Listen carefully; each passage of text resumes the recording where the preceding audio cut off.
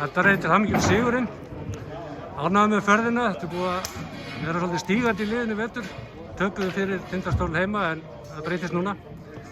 Já, ég náttúrulega bara mjög sérstaklega ánægður með ferðina. Ég fór að skíða í morgun og gisti Komin heim? Já. Þannig að þetta var algjör lúxus og flott að klára þetta með sigurleik. Já. Liðið hefur auðvitað breyst frá að við spiluðum með á síðast. Við erum komið með aðra og fleiri leikmenn. 2 nýju menn allavega. 2 nýju menn. Og Tyler eru ekki í fyrsta leik. Akkurat, og við erum bara, að svona smíða okkur saman eins og allir tala í hverju einasta viðtali, en það er stígandi í þessu og svona við erum góðir í sumum hlutum en þurfum vissulega að stoppa upp í önnur göt líka. En þeir náðu að keyra sóknirnar allavega þannig að það endar alltaf með skoti. Þetta hefur svona gengið vel að Matti er að koma sterkur inn, finnst þér?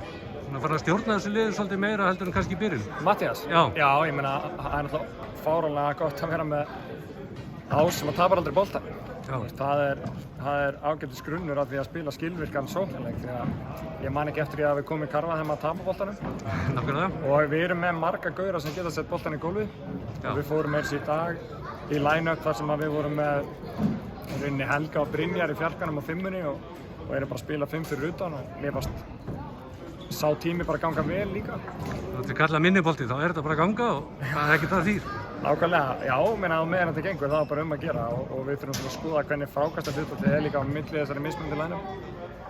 En já, þú veist, svo ég hoppa aftur á spurningu, það er náttúrulega bara stórkostlegt og hann er leiðtogi í þessu liði, setur menn á sinn stað, er ósér lífinn í því hvernig hann spilar og vill vinna og er bara leiðtogi í þessu liði. Nákvæmlega. Takk fyrir það, gangi vel, Dóri. Takk.